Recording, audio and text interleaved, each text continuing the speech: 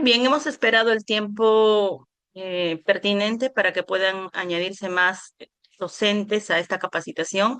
Entonces iniciamos. Muchas gracias y bienvenidos a cada uno de ustedes. Le damos su tiempo, por favor, doctor Montes. Gracias, muchas gracias por la invitación. Vamos a tratar de compartir aquí algunas cositas que hemos ido realizando, aprendiendo también, y que nos servirán para entender un poco eh, lo que está en tendencia en los negocios y en la administración, que son las ecuaciones estructurales. Un poco para recordarlo de la semana, bueno, hace 2 semanas que se van pasando, pudimos, como ustedes saben, habíamos estado en la semana empresarial. Por ahí como que se cruzaron algunas actividades, así que también las disculpas del caso. Entonces, habíamos mencionado que los modelos de ecuaciones estructurales son modelos donde vamos a transformar conceptos teóricos derivados de variables no observables, ¿no? Y aquí habíamos hecho la hincapié que la fundamentación teórica es lo que debe primar dentro de las ecuaciones estructurales. Cuando yo planteo una relación entre variables, esta relación que se plantea es una hipótesis. Entonces, esta hipótesis debe tener ¿vale? Una aproximación a esta relación entre variables. No podemos nosotros poner eh, hipótesis causales si es que previamente no ha habido una revisión de esa relación. Si es que yo no quisiera ver la relación causal, si solamente quiero hacer un principio, una pequeña aproximación a esa similitud de relación entre variables, entonces el alcance debería ser otro. El alcance que toma estos modelos es un alcance causal predictivo, tal cual lo señala Hayes en su libro. Entonces, va relacionado a ello, a poder ver cuánto es esa influencia, ese aporte, esta variable hacia la habilidad maximizada de esto. Si es que yo no tengo una hipótesis que avala esa relación, entonces no podré yo utilizar ecuaciones estructurales porque no hay ese aporte o ese sustento teórico, ¿no? O sea, no es poner flechas por poner, debe haber un sustento previo para ello. Y si esa no es mi intención, pues tendré que ir un alcance, un nivel inferior del conocimiento en torno a esa variable y hacer simplemente algo que busque la relación o la aproximación de similitudes entre ellos. Y lo otro es que aquí se trabaja con variables latentes, que son variables que no se observan. Habíamos mencionado que muchas veces en los negocios, la administración, marketing, recursos humanos, etcétera, todo lo que medimos no existe un instrumento, vamos a decirlo así, físico, que capture la magnitud, naturaleza, medida de esa variable. Por ejemplo, la intención emprendedora, no existe algo. Entonces, para yo poder aproximizarme a una magnitud y luego ver o al realizar operaciones, pues esta se puede ya sea formar o reflejar en indicadores, ¿no? Lo que vamos a hablar hoy día simplemente es modelos reflectivos, que son los que usualmente están presentes en los artículos, modelos reflectivos. Entonces, esta variable que no se ve, no se conoce, es latente para poder concebirse y ser estudiada y luego relacionada, pues aparece o se refleja en indicadores o variables observables, también se llaman así. Pero cuando yo digo variables observables, como que tenemos muy entre nosotros internamente el tema de variables, ¿no? Por ahí que confunde, ¿no? Pero así se le llama, variables observables.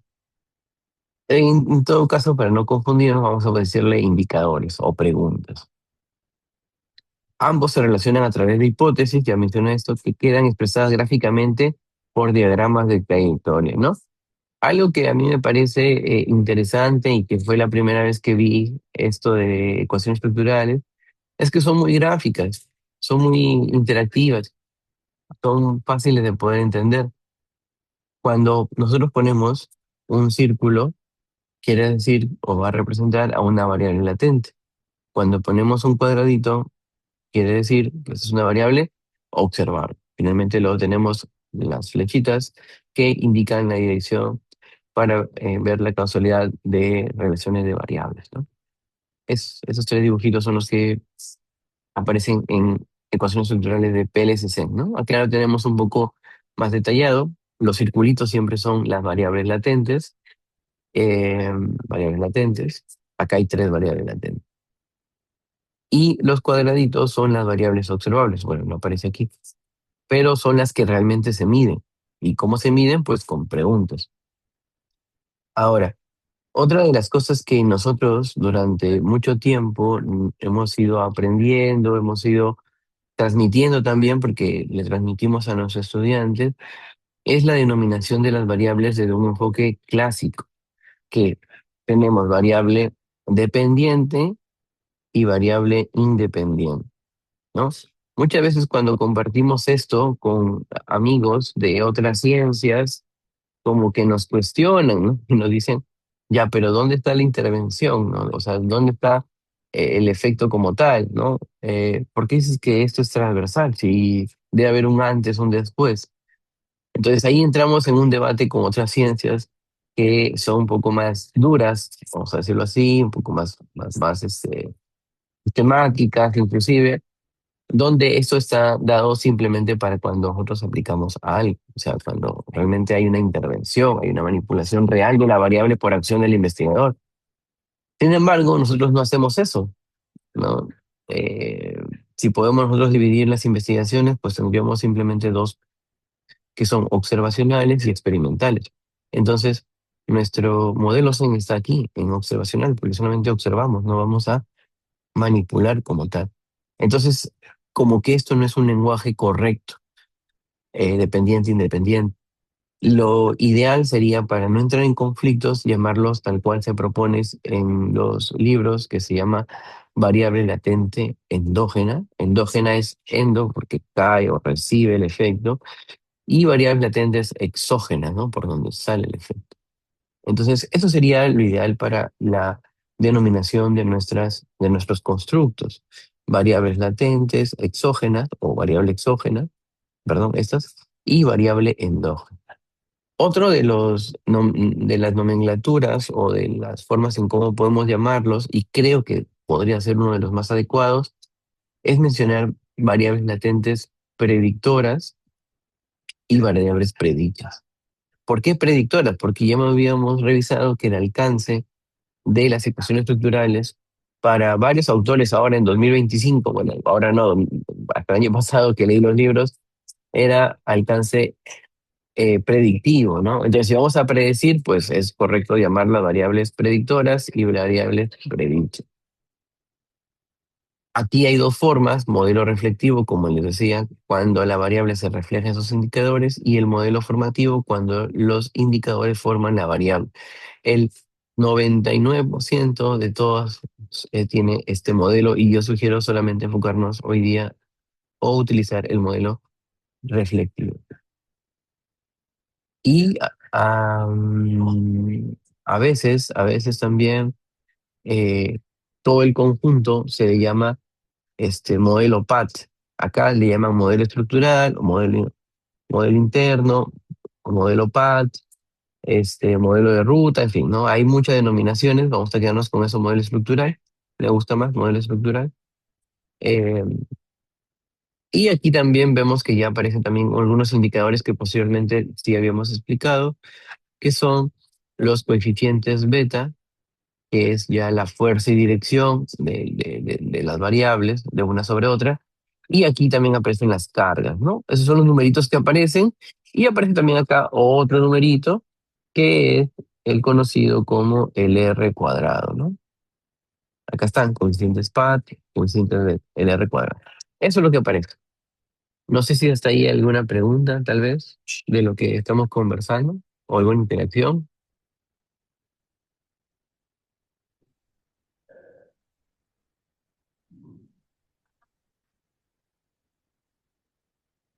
Una consulta, disculpe, ¿llega a escuchar? Sí, sí, se escucha.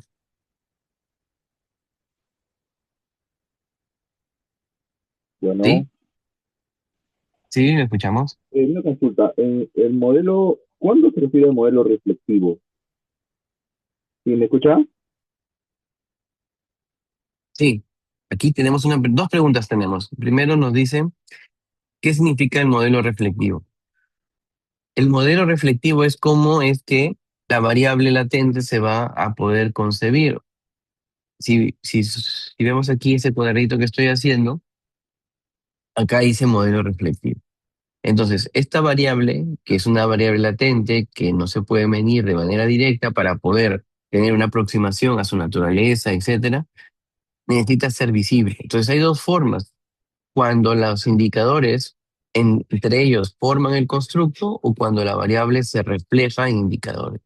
Entonces, el modelo reflectivo, ¿qué es el modelo en el cual la variable, para poder ser medida, se conceptualiza y ese concepto de esa variable se trata de poder reflejar en indicadores. Entonces, cuando queremos nosotros revisar, o cuando hemos revisado, cuando queremos hacer un trabajo, y la mayoría de artículos usa este modelo, ¿no? El modelo reflectivo, porque tiene más ventajas. Por ejemplo, habíamos mencionado que estos indicadores, ¿no? Son el reflejo de esta variable, pero usualmente a veces puede pasar de que uno de ellos no aporta a medir realmente el constructo. Y cuando digo no aporta, quiere decir que su carga o su indicador de aporte, que es lo que parece aquí, que las cargas externas, es muy bajito. Entonces, si es muy bajo este indicador, para poder entender lo que esta variable es, eh, hay varios criterios, pero en definitiva, si es muy bajito, se borra y no pasa nada. Entonces, de tener 5 indicadores, pues te quedas con 3, con 2, o con, bueno, en realidad no deberías eliminar, pero vamos a suponer de que tengas 5 indicadores y que uno no cumpla con los criterios, entonces tú lo puedes eliminar de tal manera que te quedes con 4, ¿no? Si son 5 y uno no aporta, te quedas con 4. Entonces son los 4 lo que son el reflejo de la variable. Y puedes seguir con el análisis, no hay problema. Sin embargo, en el modelo formativo no se recomienda, bueno, no es que no se recomienda, se puede usar también, pero aquí el criterio es que si es que uno de estos de aquí no aporta de manera este, que se evalúe o que se pueda entender el constructo que forma, entonces acá no se puede eliminar a un indicador, no se puede, porque perdería su esencia, ¿no? Estamos formando, pero acá sí se puede eliminar un indicador. Entonces, por eso es que la mayoría usa modelos reflectivos donde la variable se refleja, ¿no? Y si por ahí uno no mide realmente, pues se sigue reflejando en 2, 3, 4. Pero en el modelo formativo no se puede eliminar. Entonces, esa es una de las ventajas y por eso es que la mayoría de artículos usa el modelo reflectivo. Acá también Andrés pregunta y en el chat y dice, profesor, ¿podemos tener dos variables endógenas? ¿Complejizaría el modelo? Necesariamente dos variables exógenas o más dependería explicar a una endógena. ¿Podría actuar independientemente? Como habíamos revisado, lo que se quiere es que nosotros analicemos fenómenos del entorno empresarial, ¿no? O de las ciencias en general. Entonces, si yo tengo acá una variable endógena y he encontrado literatura de la cual me dice de que esta puede tener dos predictores, ¿sí? Bueno, acá está el cuadradito en realidad, no, está bien, circulito. Dos predictores, y yo encuentro literatura donde esta a la vez deja de ser endógena y se convierte en exógena y a la vez influye en otra variable, pues yo puedo proponer un nuevo modelo. O sea, lo interesante de esto es que eh, los modelos se puedan ir entendiendo de una mejor manera.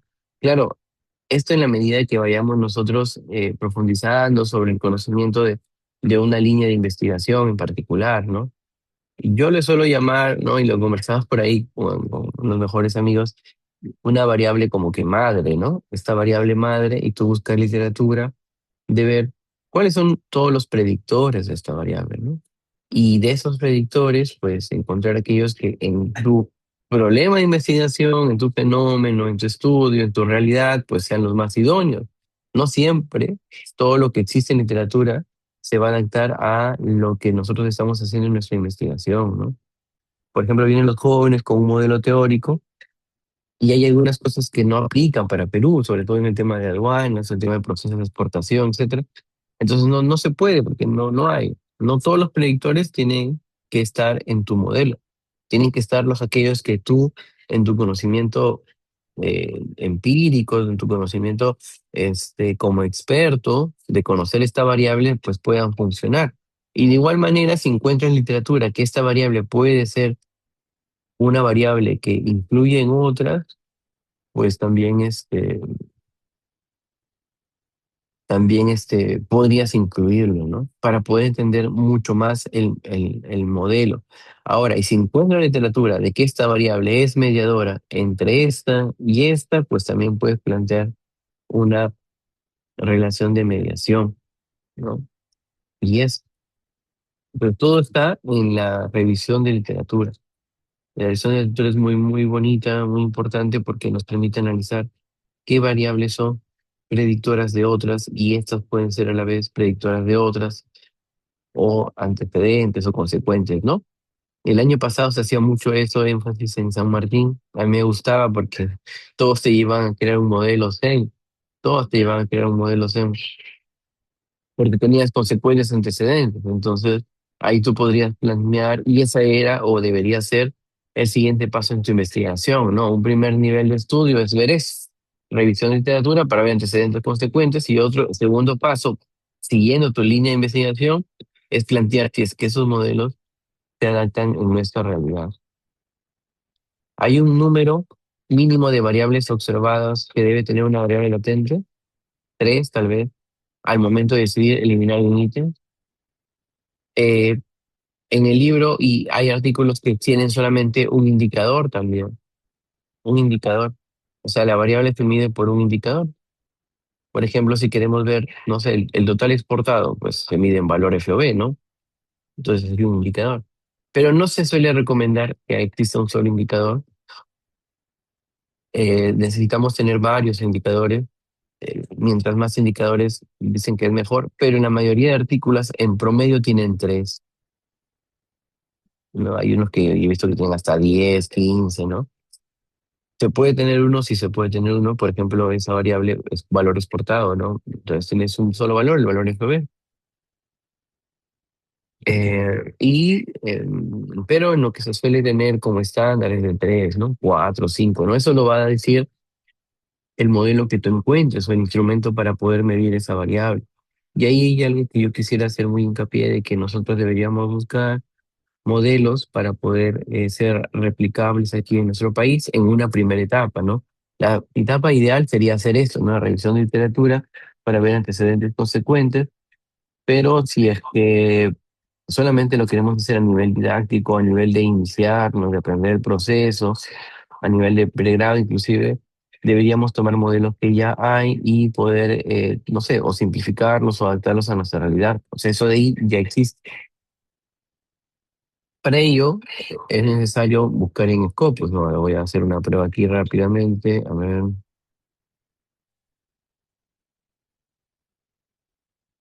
ya, a ver, se ve, déjame ver.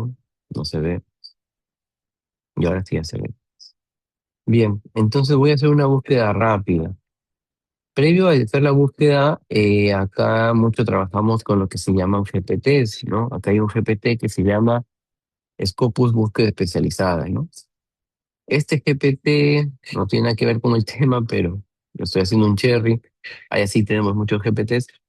Es para poder simplificar a veces el trabajo que tenemos, ¿no? En este caso voy a poner, por ejemplo, marketing y me van a salir el código de búsqueda de Scopus, ¿no? Para copiar y pegar. Ahí está. Entonces, ya no me obvio está traduciendo, buscando, etcétera, ¿no? Y lo voy a pegar aquí y después voy a poner SEM o PLS SEM, no sé. Me voy a poner SEM a ver qué me sale y si me gusta lo pego y si no pongo PLS SEM. Está como el modelo más avanzado, por eso está demorando. Yo sugiero que utilicen el otro. Bueno, no me gustó, le voy a poner PLS mejor. Ya. Entonces acá están todas las varianzas para poder hacer la búsqueda, lo que hago aquí y busco para solamente tener un ejemplo de un artículo que utilice PLCC, ¿no? Nos olvidamos el tema de estar hackeando los archivos, le ponemos Open Access, 200, le pongo acá negocios. Eso de acá ustedes son expertos tal vez. Y cuando ya tenemos esto, ahí yo recién lo que hago es traducir, ¿no? Un poco para tener mayor afinidad con la lectura. Y ya. Entonces aquí podemos elegir cualquiera de estos, ¿no? Por ejemplo, explorando las percepciones y comportamiento de compra de los clientes B2B respecto a los productos remanufacturados, supongamos, ¿no? Vamos a abrir este. Estamos abriendo uno random, ¿no? Ojalá tenga este, por ejemplo, de Emerald Insight, me parece interesante, y acá tiene su modelo, ¿no? Entonces, nosotros deberíamos, si es que utilizamos PLFC, siempre podernos tener nuestro modelo conceptual, nuestro modelo teórico, nuestro modelo de investigación, etcétera. ¿No? Acá, por ejemplo, es la misma creación del autor. Entonces, él ha comenzado a unir, a buscar literatura que atribuya predictores de la actitud, no sé, estoy suponiendo, y ha encontrado consecuentes de la intención de compra y ha decidido planear esas hipótesis. Posteriormente, acá hay otras variables que actúan como moderadora, en fin, ¿no? Entonces, él crea, o que nosotros podemos crear a partir de literatura, ¿no? Por ejemplo, acá tenemos dos predictores de la percentage. Entonces, pues, crearíamos otros artículos y podríamos crear nuestro propio modelo. Eh, Ahora, Andrés me decía, a ver, si hace más complejo el modelo, no, porque todo sale con un clic, posiblemente solamente es dibujarlo, ¿no? Y ver que efectivamente haya revisión del argumento de las hipótesis. Solamente necesitamos eso. Y también de que nosotros con nuestra experiencia de investigadores, ¿no? De profesionales, etcétera, vemos de que el modelo podría funcionar, pues no, yo no voy a poner variables que no tendrían sentido analizarlas. Entonces, si vamos a analizar este artículo que le hemos abierto de manera aleatoria, vemos de que necesariamente tiene que estar las hipótesis de investigación. Entonces, acá hay una revisión previa, miren, y luego se plantea la hipótesis. Acá hay una revisión previa, ¿no?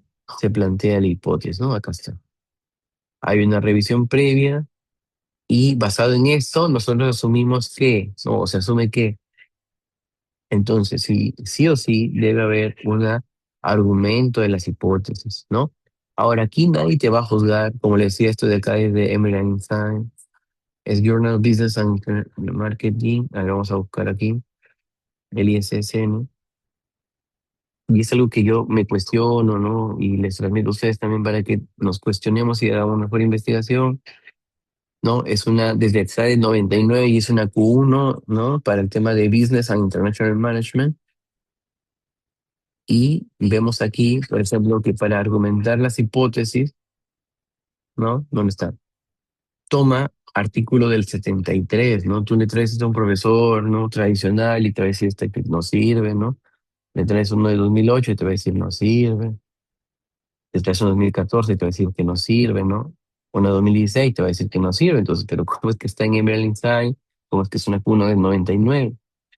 Entonces son algunas de las cosas que no se debería tanto criticar, sino más bien entender el concepto o saber por qué se pone. Claro, también el estudiante tiene que argumentarte por qué va esa cita un poco antigua, ¿no?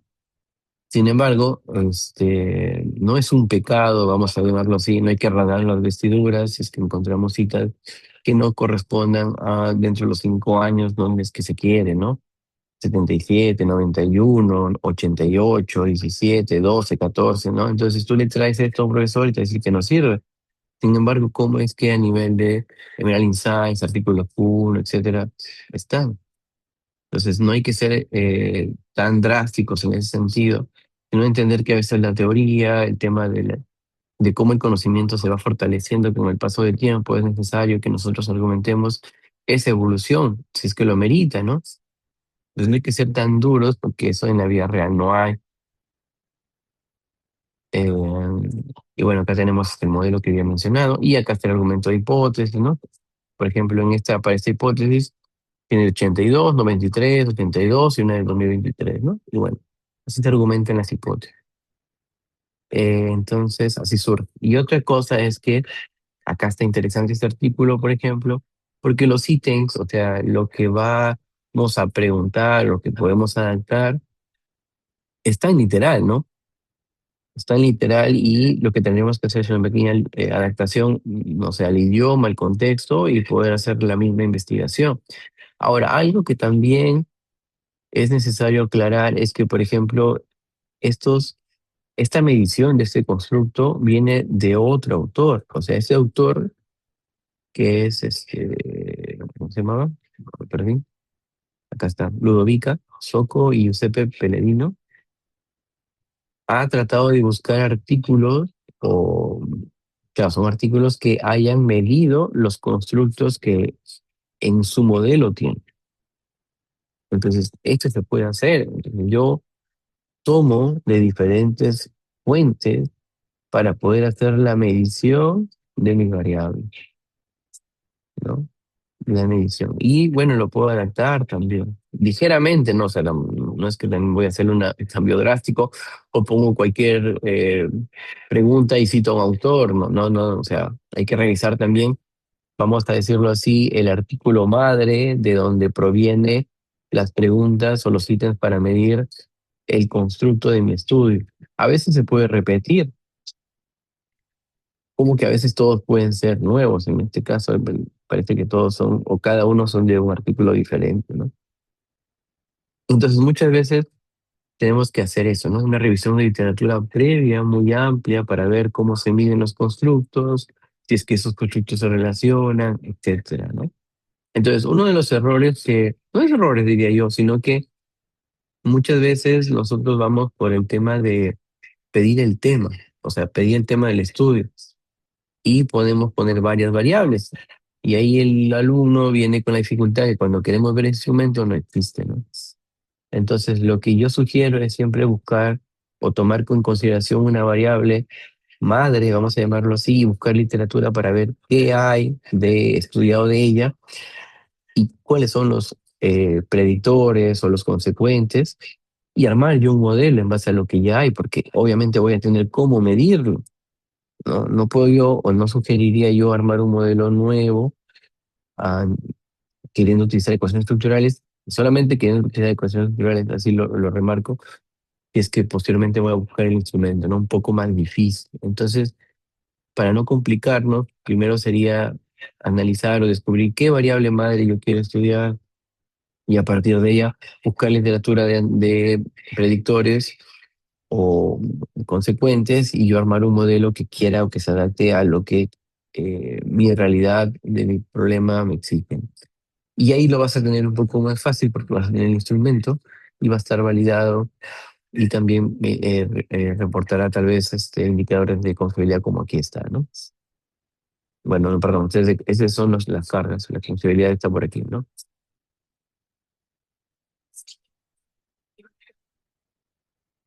No sé si hasta ahí hay alguna pregunta. Profe, ¿qué tal? Buenos días. Una consulta. Al momento de contrarrestar empíricamente las hipótesis, de repente el estudiante me dice, no sé, profesor, no encuentro data para evaluar esas hipótesis que usted me ha solicitado porque encuentro en otro contexto, por ejemplo, en ese artículo es sector manufacturero, ¿no? Pero el estudiante no sé, lo está haciendo en otra población, en otro producto muy diferente. ¿Podemos asociar esos hallazgos empíricos encontrados y amoldarlo a lo que el estudiante está investigando? Claro, aquí lo que se evalúa es la relación de variables, ¿no? Si es que estas variables hay o no hay relación, nada más. No depende o no necesariamente tiene que ser en el mismo contexto. Si no, no se pudiera avanzar la investigación, ¿no? Debe haber una investigación que inicie, pero no hay. Acá habla acerca, y si leemos, habla siempre acerca de la variable como tal, no habla del factor. En algunas ocasiones puede que coincida, pero no necesariamente. Aquí lo que se busca es simplemente analizar los constructos de relación de las variables. Ahora, se me olvidó qué le iba a decir. Ah, También otra de las cosas que yo veo, y si queremos necesariamente basarnos en artículos científicos, es el hecho de que a veces, y así nos han enseñado, y cuando yo reviso artículos eso no hay, y lo comparto a ustedes para que entre todos lleguemos a una conclusión bonita, es que, por ejemplo, acá estoy revisando todo, ya me voy a resultados, y en ningún apartado de este artículo aparecen los coeficientes beta de los antecedentes o indicadores numéricos. No existen. Euros, a uno al azar y no hay. Y a veces queremos que en la redacción del artículo vaya los betas, no sé, vaya muchas cosas ahí que a veces no aportan, o sea, no hay, no hay eso en los artículos. O sea, simplemente declaramos que hay relación y ya. Y es algo un poco de síntesis, ¿no? Ahora, con esto no quiero decir que los estudiantes no lo tengan que descubrir, hallar, entender, o sea, sí, pero yo creo que en el documento final no debería ir porque en los artículos, ojo, yo estoy hablando de PLCC, no usualmente no se reportan, ¿no? O sea, no van. Es más, podemos abrir otro, no sé, si me dice un número al azar, veremos que eso pasa, ¿no? Esto, por ejemplo, de influencer. Y son como que cositas que a veces se ponen o revisamos y vemos, y cuando vemos que nos piden los betas o nos piden cosas, o sea, pero ¿por qué si usualmente no se reportan? Solamente lo que yo quiero ver es si es que hay relación o cuántos estudios de esa relación y en qué contextos a veces. Si no hay, mejor, pues yo soy el primero en poder hacerlo. Estamos revisando aquí, por ejemplo, ¿no? Un nuevo artículo aleatorio, y acá está nuevamente el argumento de hipótesis. Y voy a determinar todo esto de acá y me voy a ir a metodología. En ningún momento aparece, bueno, si aparece el modelo de investigación, esto siempre debe haber. Ya me voy a metodología y en ningún momento los antecedentes hablan del valor beta, del R cuadrado, del coeficiente, del valor de relación. No, no sé qué opinan, también ustedes quieran compartir, ¿no? Para un poco no hacerlo tan, este, de manera mía, ¿no? No sé, qué comentario, tal vez Andrés, Diana, Josué, Juan, Patricia. Inclusive tampoco los valores de Pearson y Spearman, ¿no? Para estos No. estudios relacionales. Entonces, si el formato es de artículo científico y queremos con los estudiantes tener una aproximación a lo que realmente es, pues tenemos que aprender de lo que hay, no de lo que tal vez nos han enseñado, ¿no? O sea, debemos aprender de lo que hay en el mundo. No sé si alguien más quiere comentar, algo por el estilo. Buenos días, doctor José Carlos Montes. Buenos días a todos los colegas. Una pregunta, por favor. Bueno, estaba escuchando y ahí habla de en los indicadores y los ítems. Tenemos un indicador y dos ítems o preguntas. ¿Qué pasa cuando un indicador tiene dos o más preguntas? Perdón, sí, pues dos o más preguntas. Porque ya ahí sería otros indicadores o no, o tengo que quedarme con un solo indicador. ¿Cómo? No le puedo captar la idea, doctor Contralio.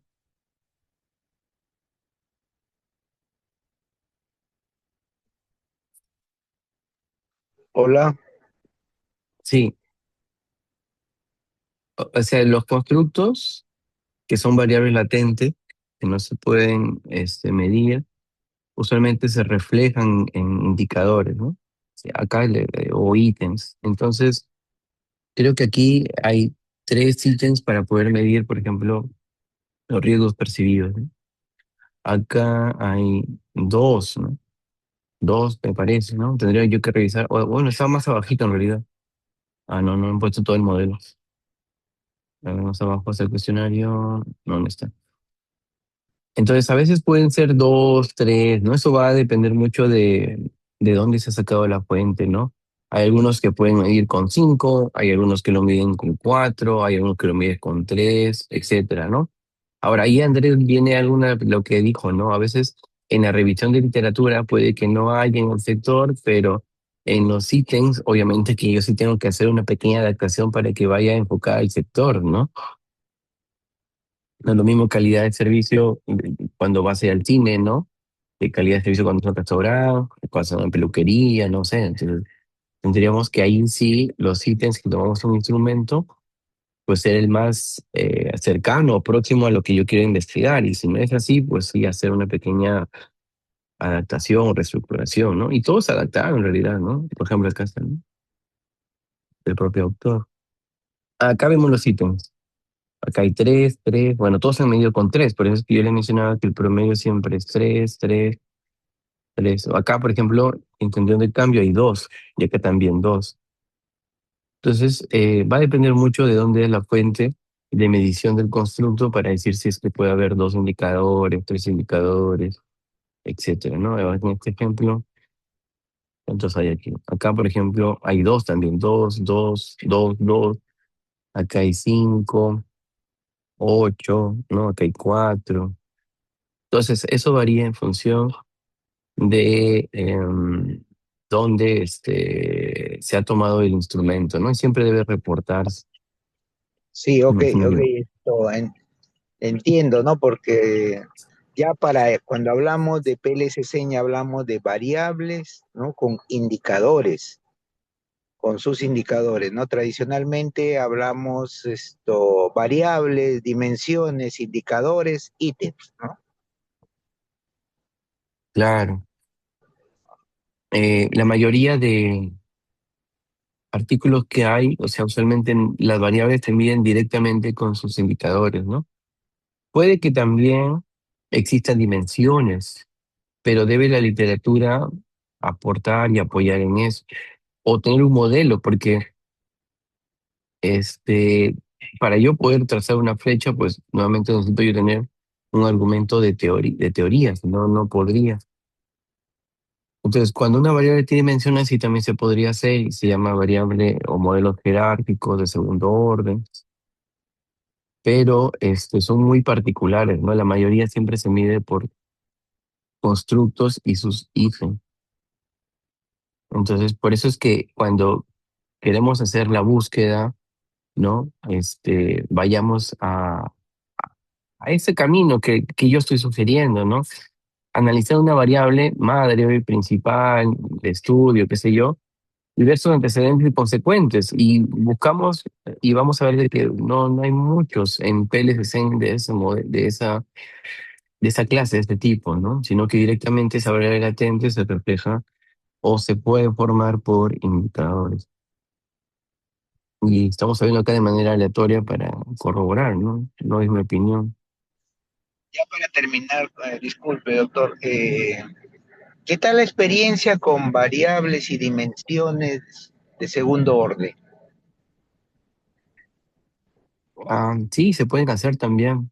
Y aquí lo que dice la profesora Rocío, dice, vamos a proceder ante un modelo de cuatro variables independientes que presentan multicollinealidad, aunque exista sustento teórico para que todas las variables. Es recomendable mantenerlas o eliminar aquella que presente la mayor correlación.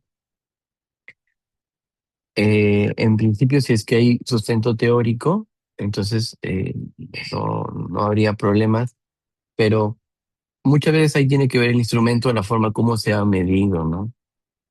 Yo voy a contar desde la experiencia aquí de San Martín y del norte, y a veces sí, ¿no? O sea, tenemos varios predictores, ¿no? Vamos a suponer que tengamos tres, y cuando vamos a hacer, hay mucha similitud entre estas variables. Entonces, los indicadores nos salen mal, tal vez el BIF, el HTMT, etcétera, ¿no?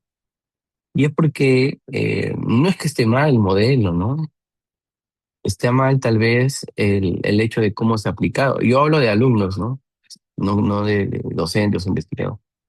Y a veces los alumnos, ¿no? Pasan los cuestionarios por WhatsApp, ¿no?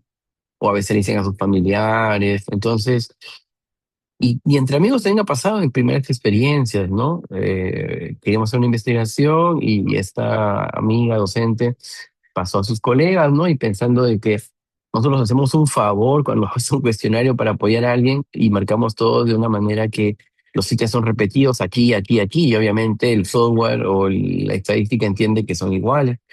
Entonces surgen esos problemas. Yo creo que si hay mucha revisión de literatura y está probado, entonces no tiene que ver mucho el modelo, sino cómo es que se ha tomado la edad. Y acá, bueno, los alumnos descubrimos que hay muchas cosas, ¿no? Inclusive puedes crear falsa data ahora con ChatGPT, ¿no? Entonces, hay mucho de que tal vez yo creo que no es la forma, el modelo, sino más bien cómo se ha recolectado los datos. Entonces, algo que se hacía mucho era pasarlo por WhatsApp, ¿no? O buscar, o no tener preguntas en el cuestionario que nos lleven a tener una muestra real. Y eso complicaba todo el estudio porque no nos enfocamos en el análisis como tal, ¿no?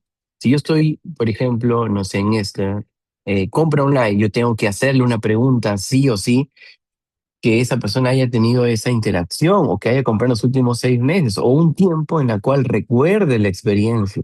Porque si no hay esas preguntas, pues podemos encontrar cualquier mundo y todos son fuertes en estudio y ahí es donde no es que el modelo esté mal, sino es que la unidad de análisis no ha sido recolectada. Nosotros podemos, o yo sugiero haber muchas preguntas y a veces puede ser aburrido, sí, yo sé, pero tienes un mayor filtro de calidad de que realmente a quienes tú estás encuestando pues llegue a hacer la unidad de análisis tal cual estés o quieras analizar. No sé, voy por acá, vi un ejemplo. O sea,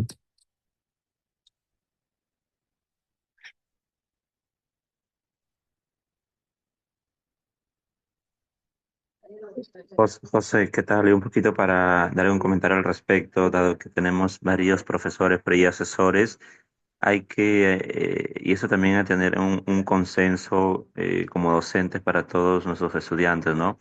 Hay que tener mucho cuidado al momento de decidir el instrumento que va a ejecutar, porque a veces acá en el Instituto de Investigación vienen alumnos y nos dicen, no, que tengo que crear un instrumento, voy a hacer un nuevo instrumento. Entonces, eso complejiza la situación al estudiante tener que ir a buscar jueces especialistas en el tema y por ahí no son especialistas. El momento que el estudiante hace trabajo de campo puede ser que los análisis no sean los adecuados, ¿no? Entonces hay que tener claro. mucho criterio y mucho cuidado al momento del estudiante indicarle que vaya a crear un instrumento, porque en realidad tampoco el semestre no alcanzaría para que el estudiante busque y haga una adaptación de un instrumento, ¿no? Y además porque no lo está haciendo de manera correcta, ¿no? Ujú. Eh, Siempre se busca, que ahí también, prácticamente al decirnos de qué instrumento debe tener confiabilidad y validez, pues tácitamente lo están diciendo de que utilice ecuaciones estructurales, ¿no? Porque dentro de la forma en cómo se evalúa tiene dos etapas, ¿no? La medición del modelo y el modelo estructural. Entonces, en la medición del modelo se analiza fiabilidad y validez. Entonces, cualquier artículo que se haga con SEM tiene validez y fiabilidad. Si es que no presenta validez y fiabilidad, no puedes tú pasar a la segunda etapa y por lo tanto no puedes tener prueba de hipótesis. Entonces, si decimos siempre, debería haber validez y fiabilidad previamente en un instrumento, tácitamente le estamos diciendo que hay ecuaciones estructurales, ¿no? Hay muy pocos trabajos que reportan eso y que no hagan con CEN, ¿no? Es más una cultura de poder hacer CEN es eso, ¿no? Reportar la validez y confiabilidad. Y eso, ¿no? Entonces, y también estábamos justo revisando las tesis que hay a nivel de Perú de todas las universidades de administración, de negocios, ¿no? Y hay ese sesgo, ¿no? De poder crear instrumentos, ¿no? Pero ahí también entra, y muchas veces he visto esto, y más, he visto hasta comercial, ¿no? Porque debe haber, y siempre te dicen, ¿no? Un experto que te firme, ¿no? Ahora, pero ¿qué característica de tener de experto, ¿no? Y acá en Chiclayo, en una época se volvió un poco viral eso y cobraban 100 soles, ¿no? Para que alguien te ponga su firma, o sea, se presta para muchas cosas. Entonces, en lugar de buscar validez de contenido, mejor busquemos validez discriminante, validez convergente, ¿no? Otro tipo de validez un poco más objetiva, vamos a decirlo así, para poder el instrumento, ¿no? Entonces, lo importante es tener preguntas, filtro, que nos lleven a nosotros poder investigar lo que queremos investigar, ¿no? Yo no puedo hacer un cuestionario si es que no tiene preguntas filtro. Por ejemplo, si yo estoy haciendo una investigación aquí en Chiclayo, pues una de las preguntas es, ¿usted reside en Chiclayo? Si es que lo vamos a pasar de manera virtual o por WhatsApp. Entonces la persona que viene de Chiclayo marcará que no y deberá terminarse el cuestionario, ya no seguir. Pero si no hay esa pregunta, ¿cómo nos aseguramos que es esa unidad de análisis? Si es que estoy hablando, por ejemplo, de compra, pues tengo que preguntarle cuándo fue su última experiencia. Si es que fue, no sé, hace 3 años, pues la apreciación o la, la, las respuestas no estarán acorde a esa sensación, porque ya pasó mucho tiempo, que ya se dejó de lado el tema de lo que en ese momento yo sentí. Entonces, o si es que yo estoy preguntando sobre, no sé, cosméticos, estoy viendo acá un montón de cosméticos, ¿no? Entonces yo tengo que saber de ello. Y si mi investigación es con los cosméticos orgánicos, pues tengo que tener el conocimiento sobre cosméticos orgánicos.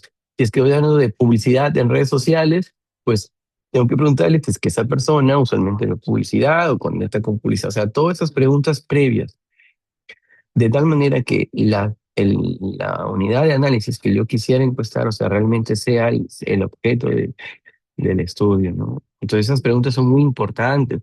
Otras preguntas es que sea mayor de 18 años, otra que sea que participa de manera voluntaria y así, ¿no?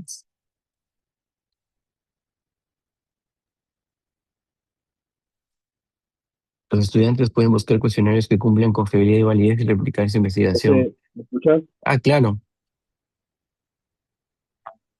¿Hola?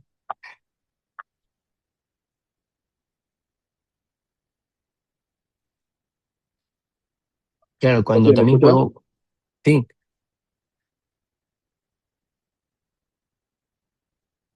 sí, Tengo una consulta. Bueno, en mi caso, yo tengo la filial. José, ¿me escuchas? sí, sí lo escuchamos.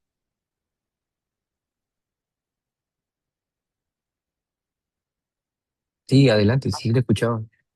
Ya, tengo una consulta. En el caso acá en la filial sur, bueno, sí, hemos trabajado con instrumentos de Scopus, que obviamente han sido validados, ¿no? Que tienen una fiabilidad y validez. Entonces ya no es necesario recurrir a expertos que puedan validar un poco quizás el...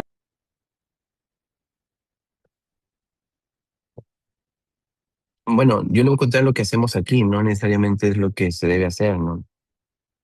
A veces, claro, hay solamente artículos en los cuales se prueba la medición de un instrumento. O sea, solamente es el instrumento. Y eso también se puede utilizar. Entonces, como ya previamente se ha utilizado ese instrumento, entonces, y ya se ha comprobado que funciona, pues nosotros lo podemos utilizar. Claro, siempre y cuando sea de libre acceso y esté bajo esos derechos. También hay algunos que necesitan algún tipo de permiso, ¿no? Pero obviamente si ya alguien lo ha utilizado, entonces, ha funcionado, pues también te da el criterio para que tú lo puedas utilizar, ¿no? Si queremos nosotros, no sé, en términos muy sencillos, muy sencillos, ¿no? Queremos medir algo, no sé, se me ocurre este, la presión, ¿no? Presión arterial, ¿no? Entonces yo ya existe un instrumento, pues no voy a crear un nuevo instrumento para medir la presión arterial, porque ya existe. Una balanza, no voy a crear para cada investigación una balanza porque ya existe y se ha demostrado que tiene precisión. Entonces, esto es un instrumento, no es un instrumento, es algo que mide una variable. Es una variable alguien que cambia de unidad de análisis a unidad de análisis. Entonces, si es que ya existe, entonces lo ideal sería poder tomarlo y poder replicar ese instrumento. Claro, si es que es de libre acceso y que también reporte buenos indicadores de confiabilidad y validez, ¿no? Acá se ha suprimido el tema de validez de juicio de expertos, validez de contenido por juicio de expertos, por el tema de que a veces, ni siquiera los profesores, ¿no? Yo voy a ser un mea culpa, a veces también viene un alumno, ¿no? O ha venido anteriormente y ya, o sea, no tenemos la paciencia exacta de ir y leer cada ítem, ¿no? O marcar. Y también va el tema de la especialidad, ¿no? Hay tantos temas que difícilmente podemos decir somos expertos en algo, ¿no? Yo soy de negocios internacionales y mi línea es diversificación y competitividad de las exportaciones, ¿no? Pero si viene un alumno, no sé, de administración, hablando de logística, de recursos humanos, no sé, de cualquier tema, yo no me consideraría experto. Entonces, también, ¿qué es eso de experto? O sea, ¿qué características debe tener? No sé, tal vez como metodólogo podría revisar, pero o sea, yo no me siento en las capacidades de ser un experto de ningún tema. Entonces, ¿qué es esto de experto? O sea, ¿qué características tiene? No está definido tampoco. O yo podría decir, bueno, yo soy Renací nivel 3, eh, por eso puedo ser un experto. No sé. ¿Cómo conceptualizamos esa caracterización de ser expertos? No sé. Y eso no lo logro concebir, pero tal vez si se puede, como dice Andrés, esos espacios para compartir cómo son en otros filiales o en Lima, pues podríamos tal vez definirlo o estandarizarlo, tal vez, porque yo no podría definir, o sea, qué es un experto, ¿no? O cuántos años podría tener. Claro, esos son unos indicadores. Ahora, y lo otro es, ya, yo hago el juicio de expertos, pero ¿qué indicador saco, no? VDA y qué, Hernández Nieto, ¿qué indicador? ¿No? Para poder yo tener un valor aproximado a ese juicio, ¿no? Entonces también ahí hay varias formas de poder tener una validez de contenido. Lo que se usaba aquí era, a veces usábamos el coeficiente de Hernández Nieto para hacer cuando hacíamos validez de contenido. VDIken no mucho porque ya un poco viejita, pero VDIken, pero ya no hacemos eso. Salvo que, por ejemplo, este ciclo, en los del noveno, que ya hemos aplicado la prueba un poco piloto, así, las cargas nos salían muy bajitas. Entonces yo dije, bueno, anda así a los profesores que tienen más experiencia, a los profesores que han tenido esa interacción o han trabajado en el sector para que te revise. Entonces los alumnos han ido a los profesores que enseñan esos cursos donde son sus temas y el profesor, bueno, gracias a tener esa voluntad y porque si hay este espíritu también de colaborar, no sé, tal vez como será en otros espacios, el profesor colabora y le brinda, no sé, 40 minutos, una hora a revisar cada ítem, pero ese espíritu también de nosotros de colaborar, de predisposición a ayudar al alumno, es algo que yo no lo veo en otras universidades. Bueno, acá en Filial del Norte sí lo hacemos, o sea, o sí hay. Entonces yo de favor le puedo pedir a la profesora tal vez, no sé, de costos, a la profesora que es de eh, oferta exportable y así, a cualquiera, que me ayude a poder revisar eso, sí, porque está más relacionada a esa naturaleza de la investigación. Entonces, revisa y dicen, tal vez ese ítem podemos cambiarlo, ¿no? Y ya. Y ese queda como una pequeña adaptación o aporte para que ya en el décimo, pues con esa ayuda de un profesor, pueda mejorar su instrumento, pero no es que quede firmado, evidenciado esa revisión, ¿no? Simplemente fue una ayuda y ya así a pedido del estudiante y mía, ¿no? No sé si ahí más o menos llegamos a un consenso o alguna pregunta, tal vez.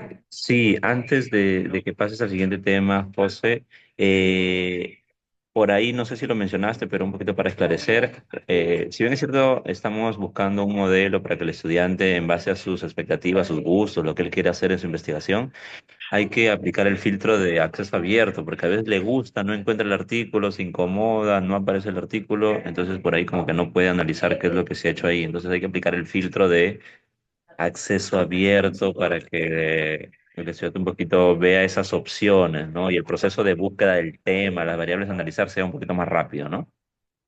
Ah, sí, acceso abierto, ¿no? A veces también, por algunas limitaciones, ¿no? De nuestra universidad no tiene acceso, pues,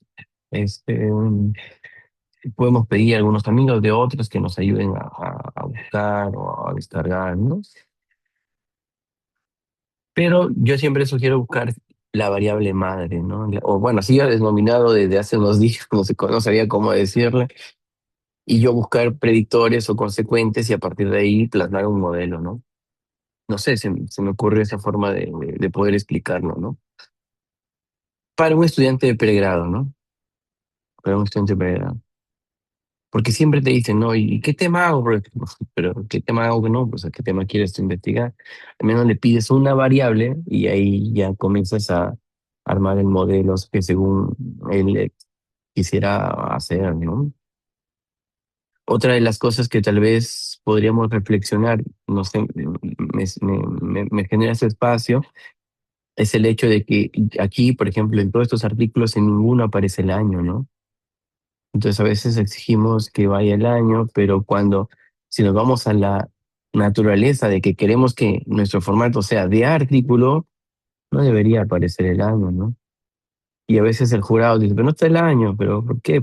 Y yo le digo, y los estudiantes dicen, pero que no va el año, porque acá estamos revisando, por ejemplo, y ninguna aparece el año. Pero ya es como que costumbre, tradición de nuestro país ponerle el año. Otra de las cosas que por ahí no hay es a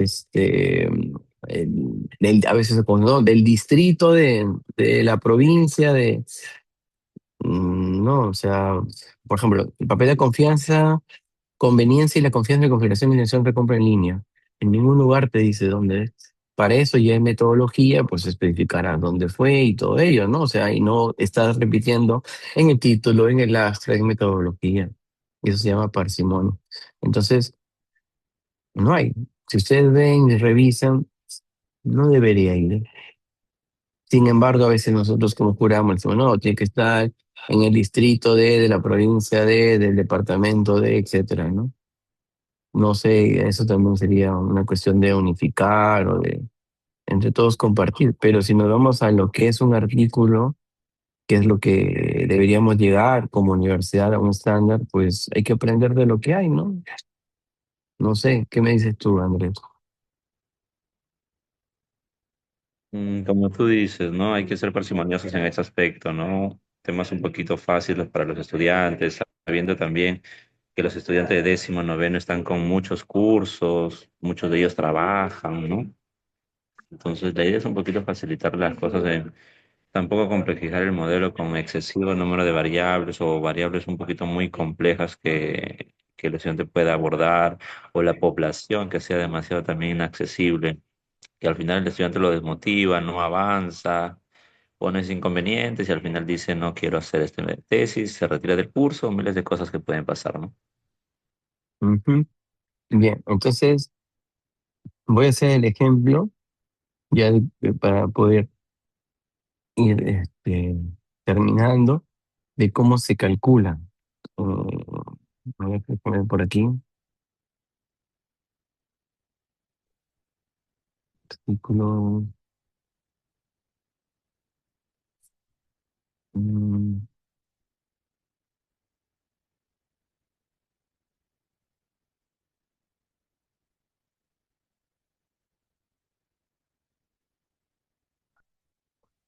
ya, voy a correr este modelo que está aquí. Ese es un estudio donde creo que esto ya lo abordaron, ¿no? De la codificación y esas cositas. Acá tenemos una primera variable, acá tenemos otra variable, ¿no? En esta primera variable hay 4 preguntas, en esta variable hay 3, acá hay 4 y acá hay 4, ¿no? Previamente ya se ha limpiado la data, excepto todo lo anterior que varias capacitaciones también mencionaron. Entonces ya está una data limpia. Acá está la respuesta del formulario, ¿no? Usualmente el formulario viene así, ¿no? Cuando hemos hecho vía Google Formulario, ¿no? Por ejemplo, ese es un estudio que creo que fue en Chile. Sí, en Chile. Lo hicimos en Chile y tenemos 214 respuestas, ¿no? Lo vamos a hacer ese ejemplo con este, ¿sí? Una pregunta, ahí veo una homologación del uno en su gran mayoría al 5. No hay ningún inconveniente en la homologación de cero, ¿no? ¿Cómo homologación de ser? No sé, nunca cero y siempre 5, porque veo solamente del uno al 5. Ah, es como que tradición ponerle 1 a totalmente en desacuerdo y 5 totalmente de acuerdo. Y ya los otros valores se distribuyen, ¿no? Así es como sea, bueno, yo he acostumbrado a ponerlo así, ¿no? No sé si hay alguna implicancia o cuál era la... No entendí.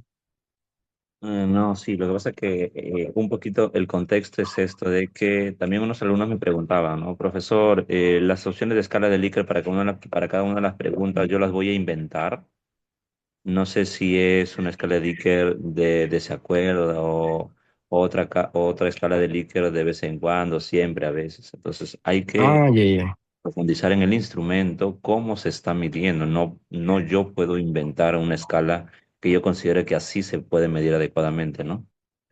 Claro, eso, por eso tenemos que revisar en cómo se ha medido el instrumento, eh, cómo se ha propuesto. Usualmente en los artículos dice, ¿no? Se midió una escala Likert del 1 al 5, es totalmente de acuerdo, totalmente de acuerdo. O sea, eso sí está en los artículos. Por eso es que es bueno revisar siempre la metodología, ya que ahí menciona cuál fue la escala o los rangos que se utilizaron.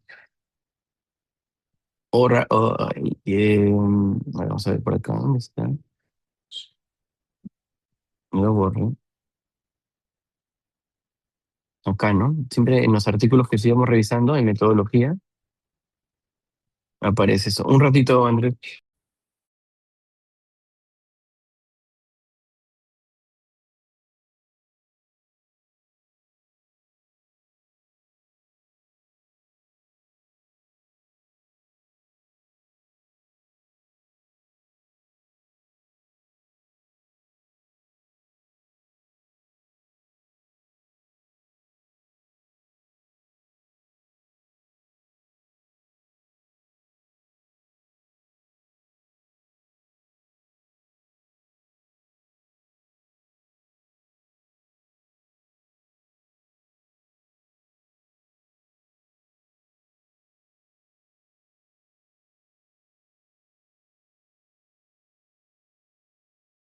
Ya, discúlpame, Andrés. Ahora sí, ¿no? Mientras estaba en una llamadita que me llegó, siempre aparece esto, ¿no? Siempre se va a mencionar cómo fue medida, ¿no? Acá fue, dice, desde totalmente de acuerdo hasta totalmente desacuerdo, ¿no? Siempre se menciona eso en los artículos, ¿no? Por eso es que es bueno revisar la parte de medida de las variables, cómo es que se han medido y de dónde, ¿no? Para no poder salir de lo que ese instrumento ha tomado para los rangos de respuesta. ¿Sí? No sé si hay aclarado un poquito, André.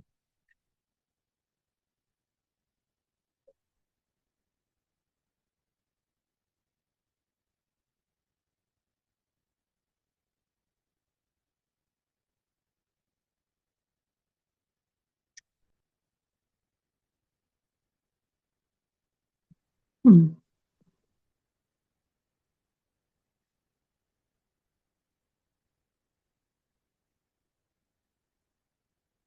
Profesor, buenos días.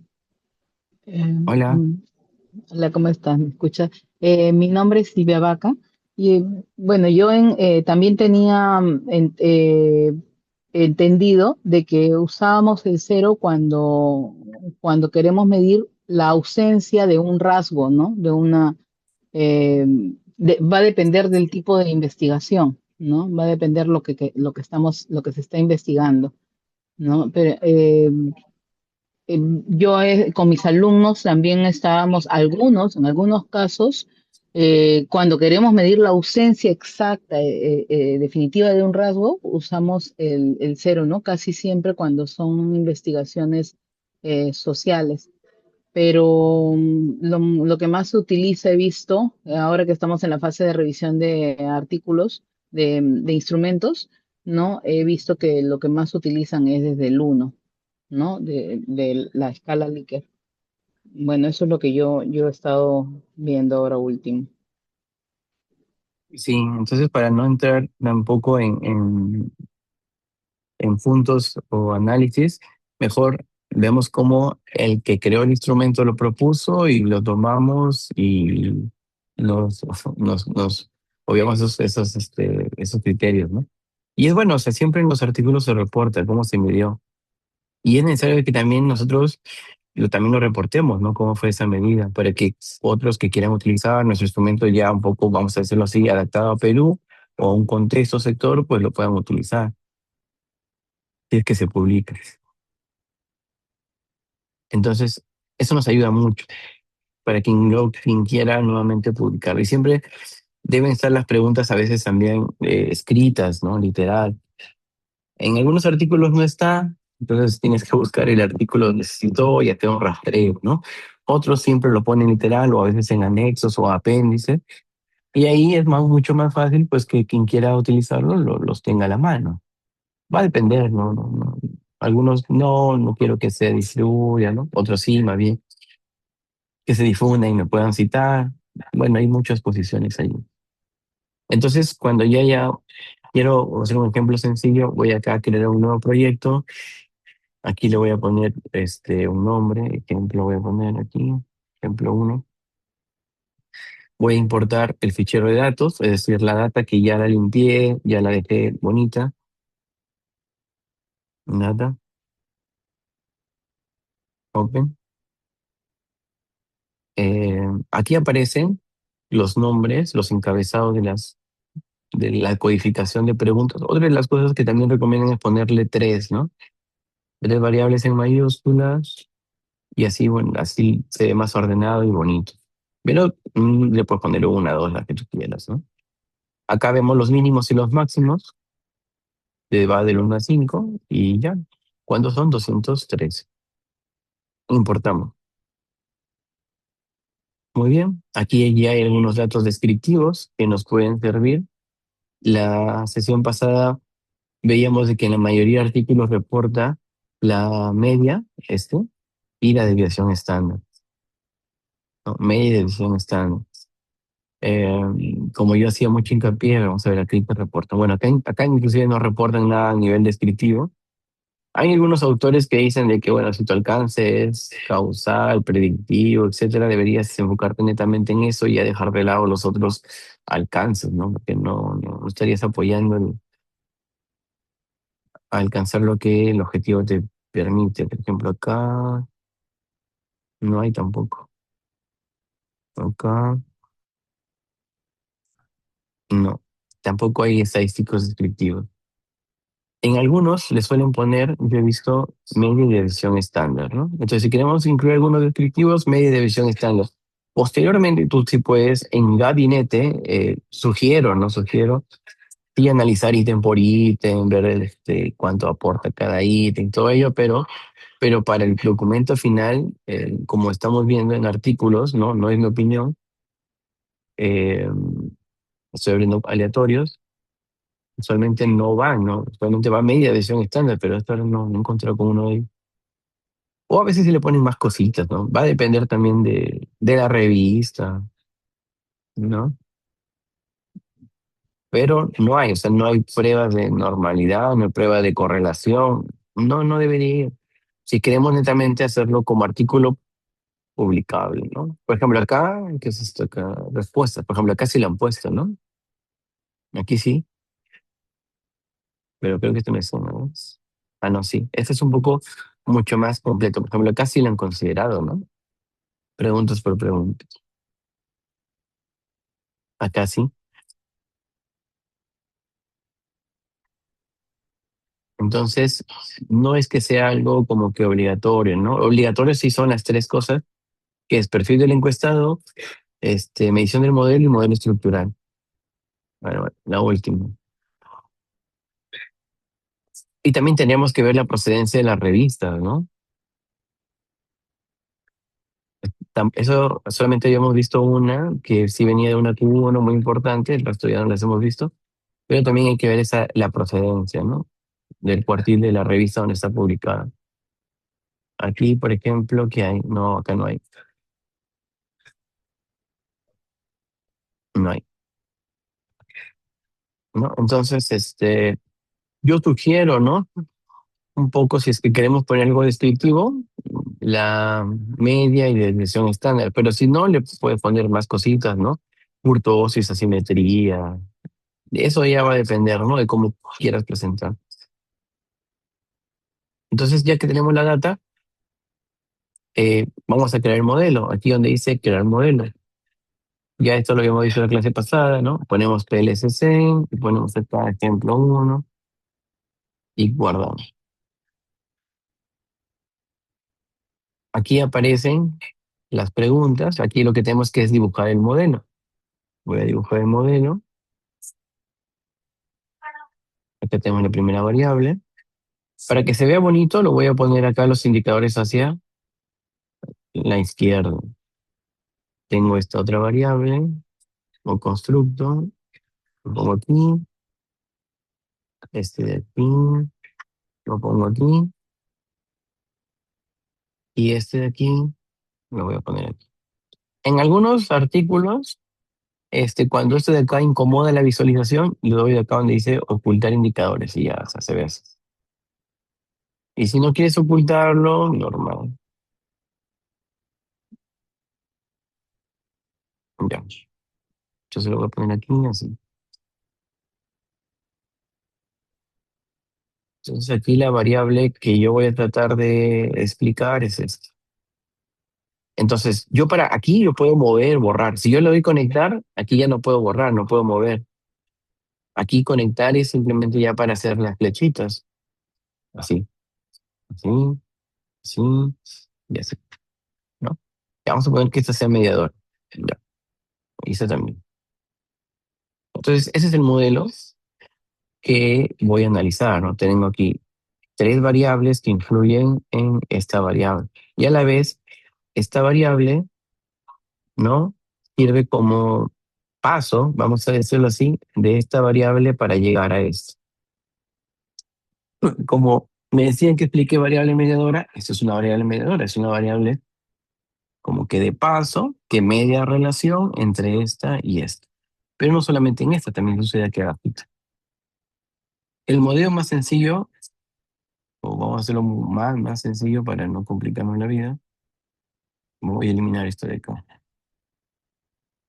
Ya. Entonces tendríamos, voy a hacerlo mejor así. Este es el modelo más sencillo, ¿no? Así. Entonces tengo esta variable que influye en esta variable, pero a la vez también hay una variable en medio o mediadora que va a mediar esta relación, ¿no? Aquí yo tendría cuatro hipótesis.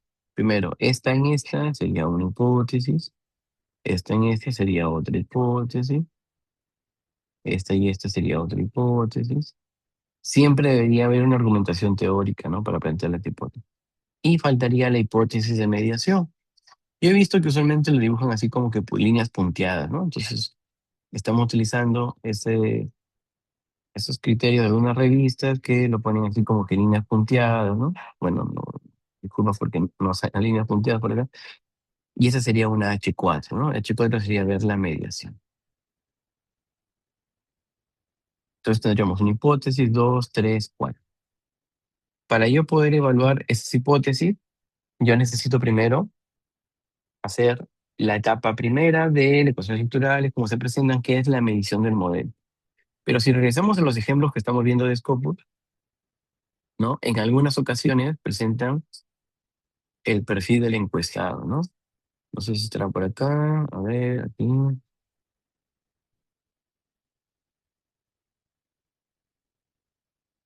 No, aquí no hay. Aquí, acá está todo literal, no hay cuadritos. No, no, resultados, ¿no? Bueno, son los métodos, perdón. Resultados. Aquí dice estadísticas descriptivas, ¿no? ¿Y qué hacen las estadísticas descriptivas?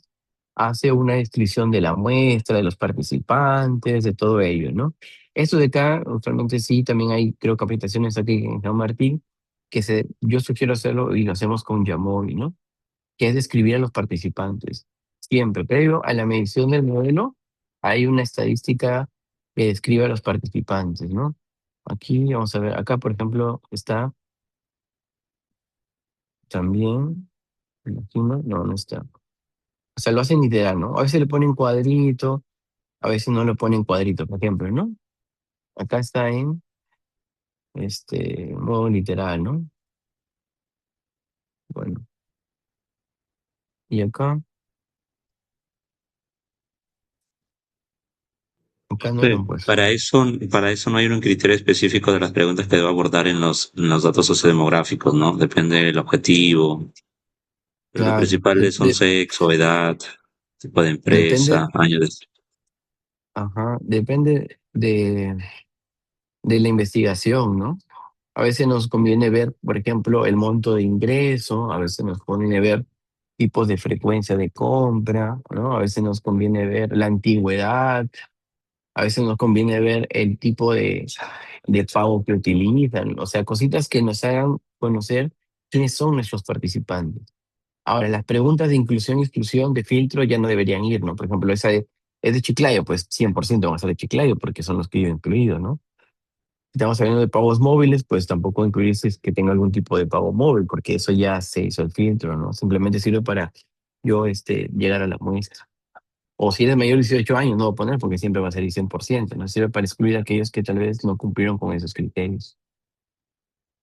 Pero un poco para entender quiénes respondieron nuestros participantes y explicar a partir de ello la discusión también, o sea, nos sirve mucho de eso.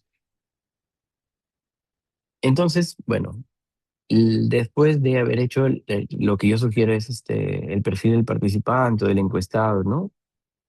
Viene ya la primera parte que se llama medición del modelo, ¿no? Entonces, para eso voy acá donde dice calcular, algoritmo PLCC, y le doy iniciar cálculo. Y me va a salir todo, ¿no? Yo siempre me bromeo con los alumnos y digo que todo sale con un clic, pues sale con 2 clics, ¿no? Y aquí el primer valor que se presenta es como resultado, ojo, como resultado, y aquí si yo que hincapié en resultados, es la validez y fiabilidad. Como resultado, ¿no? Vamos aquí al otro artículo y data análisis y resultado, y acá se presentan las cargas, la fiabilidad, el lado, ¿no? Entonces, es la forma en cómo se hace para ecuaciones estructurales, ¿no? Estamos acá en resultados. Y viene medida del modelo. ¿Y qué vemos, no? El alfa, el ave, las cargas. O sea, eso se repite si es un estándar. Acá nuevamente, validez, ¿no? Confiabilidad. Entonces, aquí yo también te hago una pregunta, Andrés, si es que la validez y confiabilidad en los artículos que utiliza PLCC va en resultados, ¿cuál es el idóneo, dónde debe ir? ¿En resultados o en metodología? Lo que yo he visto es, mientras he leído, en los resultados. En la gran mayoría de artículos que he Entonces, visto. claro, ¿no? Entonces, para seguir lo que nos sugiere los libros, ok, en todo caso, debería ser parte de resultados, ¿no? La validez, primero, de que se haya medido de manera correcta cada constructo y después la relación entre ellos, ¿no? Entonces, para yo poder ver esos resultados, pues voy aquí donde dice fiabilidad y validez del constructo. Y aquí me va a dar los indicadores, ¿no? Ahora, yo aquí tengo una plantilla, voy a abrirla un ratito, que es algo que yo he tomado en función de los artículos, ¿no? O sea, subí como que 200 artículos de ChatGPT que me da el promedio de todo, ¿no? Algo así, pero eso es lo que en promedio tienen todos los artículos de las mejores revistas, ¿no? Un ratito.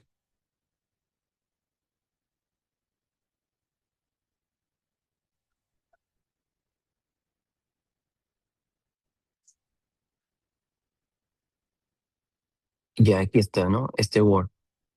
Entonces, en función de la mayoría de artículos de las mejores revistas de administración, negocios y marketing, más o menos la propuesta para, para mis alumnos es esta, ¿no?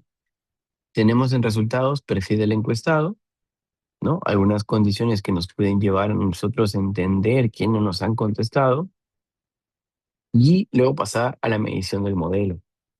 Y estos son los indicadores que se van a repetir, ¿no? Yo decía que al menos tener dos indicadores de descriptivos, media y desviación estándar, pues si no quieres tener nada, lo eliminas nada más y ya, y no tienes, pero al menos para tener estos descriptivos, ¿no?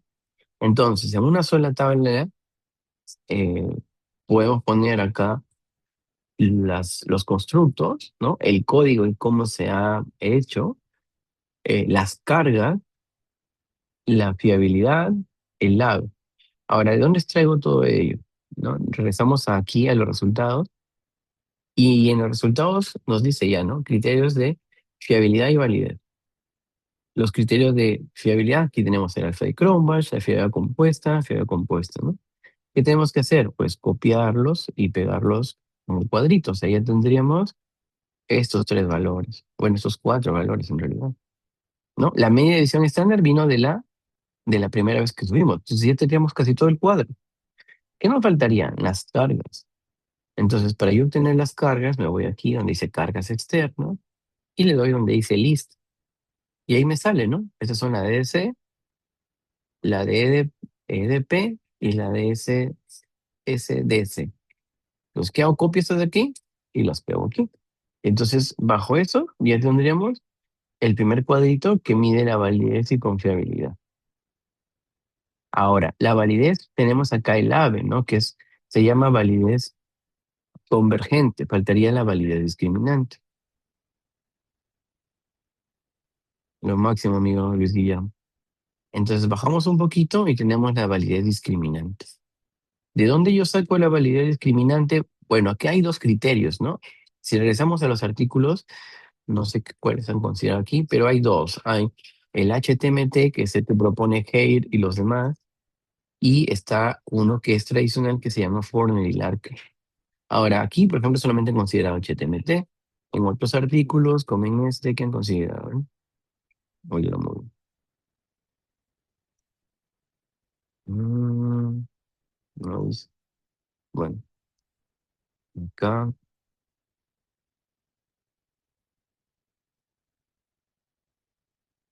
HTMT. Bueno, en algunos consideran HTMT, en otros Fortner y Larker. Eso, acá por ejemplo, acá está, ¿no? Fortner y Larker. El criterio de Fortner y Larker también se puede considerar, ¿no? Entonces son dos.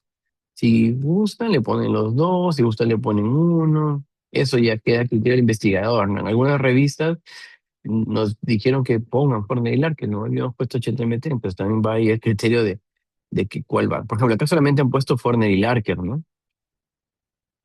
Y muchas veces a veces no nos sale el HTMT, pues acá en este le ha sacado la vuelta y ha puesto forma de hilar, que ya, y nadie le dice nada, ¿no? Porque los dos son medidas como tal, ¿no? Ahora es diferente también que te vayas a medir cómo pesas, no sé, con una balanza mecánica que una electrónica. En electrónica pueden ser hasta cuatro decimales, ¿no? Entonces, la medida es la misma, pero a veces unas son más exactas, otras tienen mayor error. Bueno, acá han puesto forma de hilar. Entonces tú puedes poner cualquiera de las dos, ¿no? En el ejemplo de aquí aparece HTMT. No sé si por acá está Formular, que no le he puesto. Pero puedes poner cualquiera de las dos en función de cuál tiene mejores resultados, ¿no? ¿Cómo hay esas tablitas? Pues me voy aquí, donde dice validez discriminante. Y le doy lista de, bueno, la de acá, la primera. Y ahí aparece, ¿no? Bueno, aquí sale en rojo porque en realidad los valores ya lo habíamos comentado la semana pasada. Este valor debería ser menor a 0.9. En realidad menor a 0.85, máximo hasta 0.9, pero acá no cumple, ¿no? Como estamos solamente es un ejemplo, vamos a dejarlo ahí, supongamos que sea 0.87, ¿no?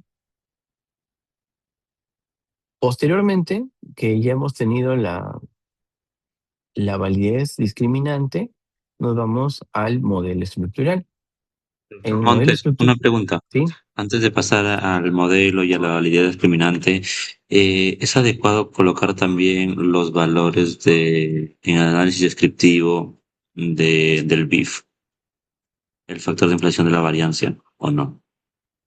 Ese es para cuando es el modelo formativo. Para el modelo reflectivo no debería ir.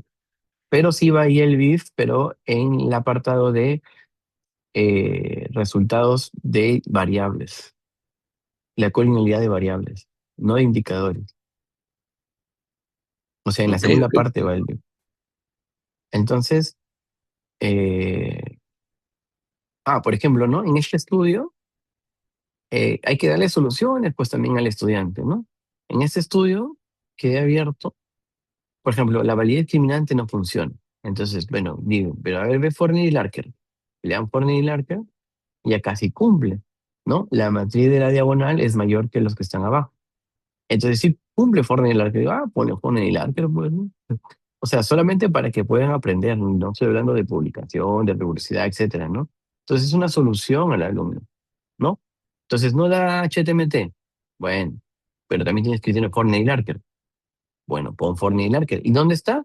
Aquí hemos visto un artículo que no considera HTMT, sino considera Forney y Larker. Y está publicado, ¿no? Entonces, eso, es una solución, un salvavidas, un paraguas, no sé cómo quieran llamarlo. Si no da HTMT, pues reporta Forney y Larker, porque ambos miden la validez discriminante. En este caso se salvó porque en la validez discriminante bajo el criterio de Forney y Larker sí funciona. Luego vamos al modelo estructural. Bueno, ponemos la figurita, la obtenemos de aquí, ¿no? Anticlick, exportar imagen y la guardamos y la pegamos. Y luego tenemos la tabla 4 que son ya la prueba de hipótesis. Ponemos nuestras hipótesis y lo que vamos a reportar son los valores beta, que es el coeficiente de trayectoria, o sea, estos valores de aquí, ¿sí? Estos valores de aquí, que está coeficiente SPAT, también se le llama coeficiente SPAT. Aquí tenemos los coeficientes, ¿no? Acá están las hipótesis, imaginen. El F cuadrado, también lo tenemos por acá. El F cuadrado, que es el tamaño del efecto, ¿sí? Tamaño del efecto. Los rangos son diversos, ¿no? En realidad debería ser mayor a 0.35 para que tenga un efecto alto, por eso sale en verdecito. Este sale no sale en verde porque 0.02 es pequeñísimo el efecto. Y el BIF, ¿no? Bueno, acá no le he puesto el BIF, pero por acá debería estar. Un BIF, ¿no? De el modelo interno. Este. El BIF debería ser menor a 5, cumple, menor a 3 en realidad, máximo 5. Eso deberíamos hacer y reportarlo aquí, ¿no? Que no hay colinealidad eh, entre las variables, ¿no? Como tal. Y obviamente faltaría el P, ¿no? Que es el que nos dice si se acepta o no se acepta la hipótesis, ¿no? Ahora, yo esto de aquí voy a guardarlo, ¿ya? Para luego enseñarles un GPT que te hace de los cuadritos. Sí, no sé si podría enseñarlo, no sé. Si es un bien o un mal, pero bueno, igual se lo enseño. Entonces voy aquí a exportarlo en Excel para luego enseñarles un GPT. Voy aquí a los cargas, voy a ponerle PLS.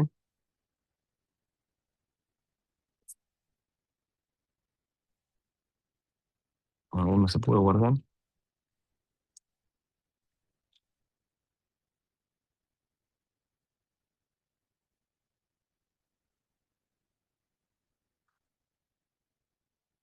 Bueno, guárdalo ahí en datos.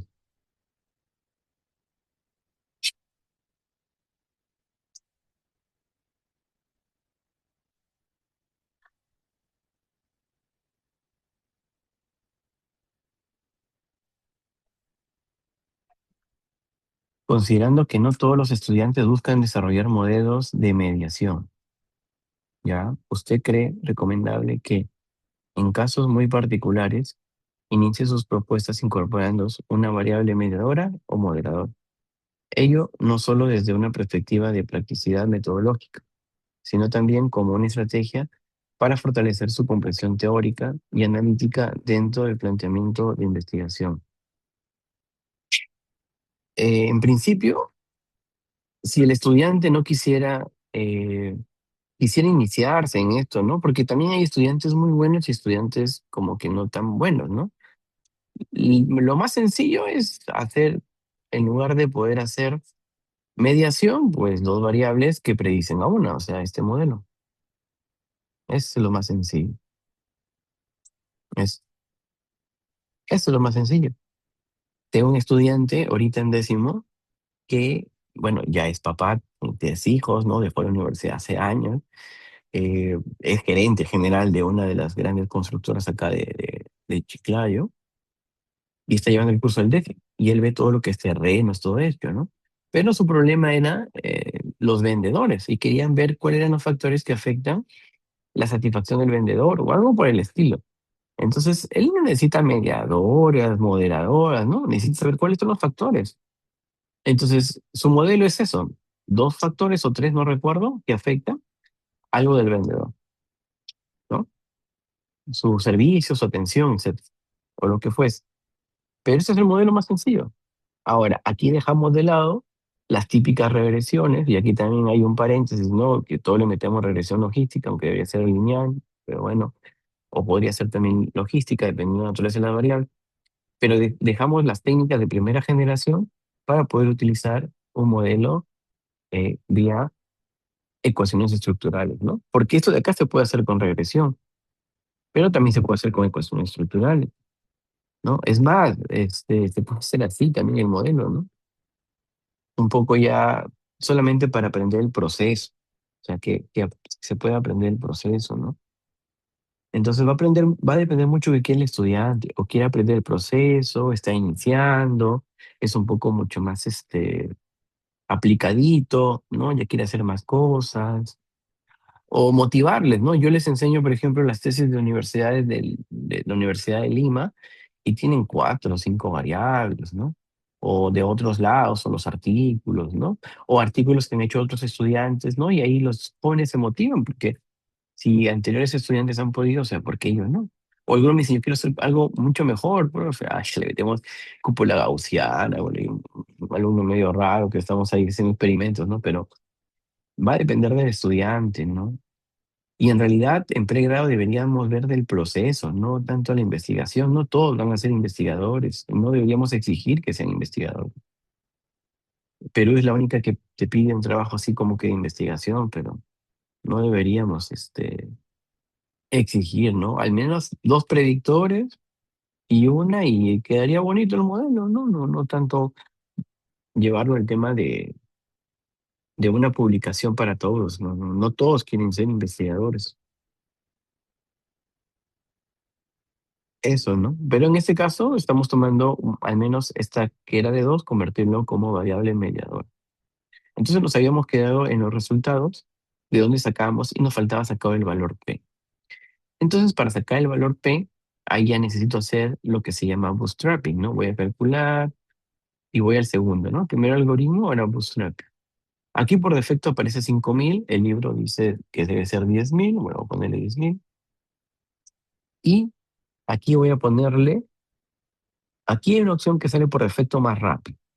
Pero para que me salga más información voy a ponerle el completo, pero es más lento. Bueno, acá también depende de la computadora.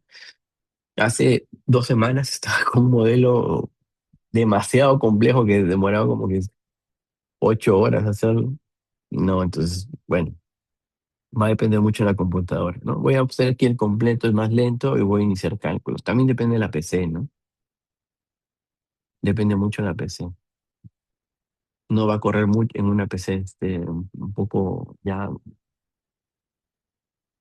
desactualizadita, ¿no? Y aquí tenemos el bootstrapping, ¿no? Este es el bootstrapping y nos da los valores P. Voy a descargar este Excel, ¿ya? Y voy a poner aquí, ups, ¿ya? Cuando yo ya tengo el bootstrapping, ¿ya? Y tengo este de aquí, voy a exportar la imagen, ¿ya? Y eso ya es para nosotros investigadores, ¿no? No para los estudiantes, pues un día creé un GPT que se llama Interpreta Zen. Ese creo que es el 4, sí, ¿no? ¿No? Sí, se llama analizador resultados Zen. Entonces lo que hago es subir los archivos que me ha dado el Zen. Voy a subirlo. Un ratito. Ya, eso no le doy a los estudiantes. ¿Dónde está?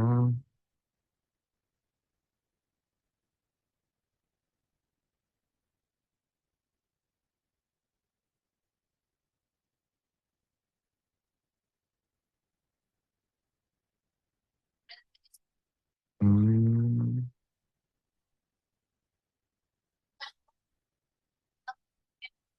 ¿Dónde lo guardé?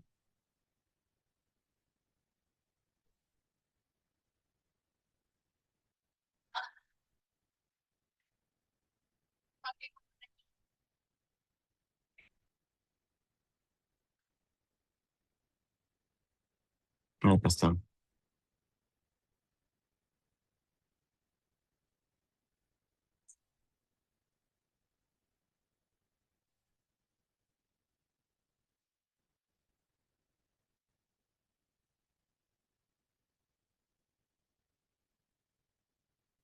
A ver, no se guardó. Voy a nuevamente. Yo guardo los archivos Excel. Ya, voy a guardar el archivo Excel en descarga, mejor lo guardo. Este es el Bootstrap. No me deja copiar. No, lo voy a guardar como ejemplo uno. Reemplazar. Entonces guardo los archivos, el bootstrapping, y voy a nuevamente a calcular el PLS para tener los archivos. Ya. Entonces exporto el Excel, pero aquí no me está saliendo. No sé por qué no puedo cambiarle de nombre. Este Excel. Ya, ya está. Entonces voy aquí al GPT, voy a subir los archivos. Acá está. Y automáticamente me va a recrear esos cuadritos que estaban allí. Voy a exportar la imagen, también necesito. Descargas. ¿Ya? Faltaría de dominar qué significa esto, ¿no? Pero bueno, como no he hecho, voy a rápidamente para que puedan ver aquí. Y les digo, son tres hipótesis directas y una mediación. Y ya, y ahí el software va a trabajar y me va a dar todos los cuadritos.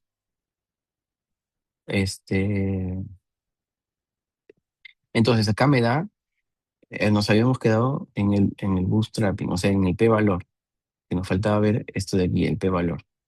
Entonces, en el p-valor debería ser menor a 0.05 para aceptar o no las hipótesis, ¿no?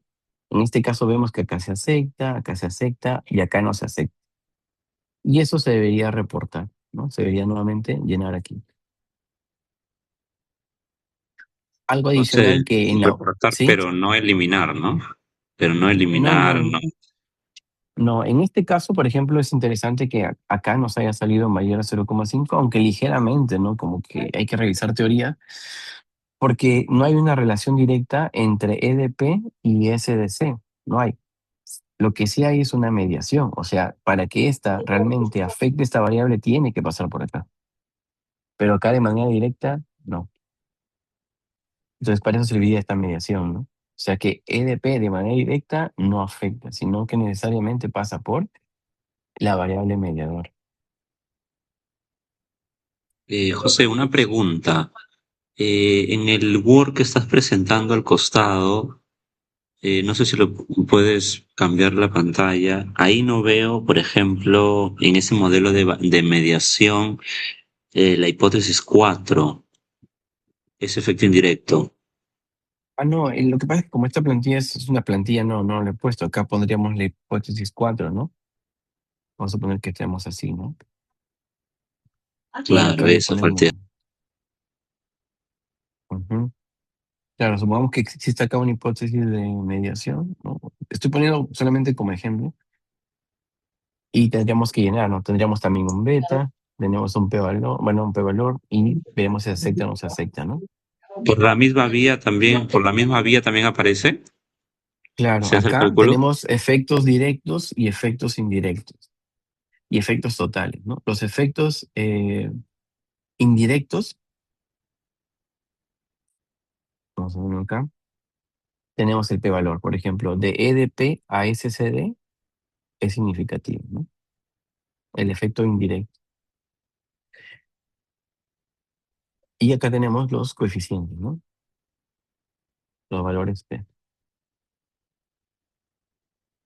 Entonces, solamente es ir pasando al modelo, ¿no? A la plantilla, bueno, bueno, a esta o la que tú quieras hacer, ¿no? Esto es como que una propuesta, ¿no? Pero lo que deberíamos terminar, no sé si acá tiene plantilla, no, no tiene, es un nuevo indicador que ha salido en la última versión. Bueno, en la última, ¿no? Pero uno de los últimos que es el Q cuadrado, que usualmente no se reporta, ¿no? Vamos a calcular y vamos a donde dice PLS Predict, obviamente porque el alcance es predictivo, causal predictivo. Y nos vamos aquí donde dice resumen PLS Predict. Y aquí tenemos algunos indicadores, ¿no? En este caso sale rojo, ¿no? Y nos salen los errores, ¿no? Los clásicos errores del PLS, ¿sí? Y los errores de una regresión. Entonces, lo ideal sería de que los errores del PLS sean menores que los errores de una regresión, tal como se ve aquí. Bueno, en realidad aquí es igual, ¿no? Se suele poner aquí un cuadrito de restas y todo ello, eh, pero es algo adicional, ¿no? O sea, esto de acá ya no lo deberíamos reportar, pero es algo que sí quisiéramos, pero hasta acá no podemos generar, ¿no? Un cuadrado predicto. O en todo caso no, pero es algo adicional que a veces se suele poner, ¿no? Se suele poner. Entonces, ello, ¿no? Aquí a ver si acá ya leyó, no. Por ejemplo, ¿no? En este GPT, que se llama Resultados en su versión 3 le he subido yo los dos archivos y el modelo, ¿no?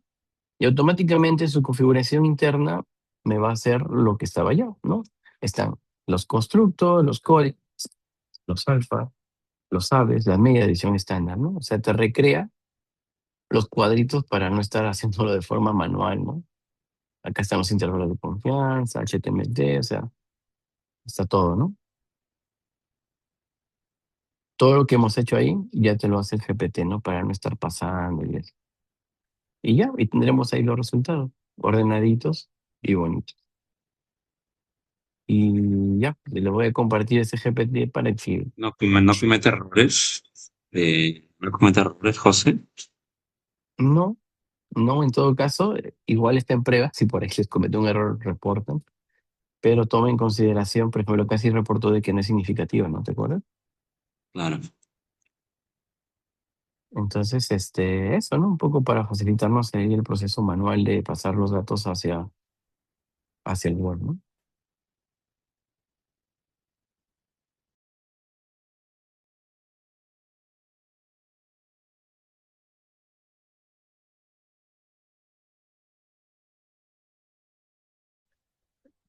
A ver, disculpen, acá me vinieron a ver los de Claudia.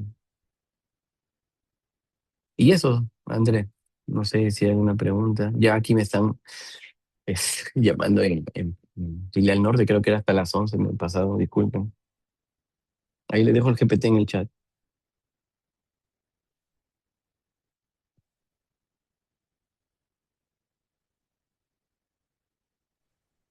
Muy José, bien, si muchas por ahí gracias, tiene. doctor. Doctor Montes, muchas gracias por su participación. Muchas gracias a cada docente por estar presentes el día de hoy. Les vamos a enviar el enlace porque nosotros vamos a subir esa presentación en la página oficial de YouTube del Eh, Instituto de Investigación. Y ya en los grupales o por medio del correo electrónico estaremos enviando todos los enlaces. Muchas gracias.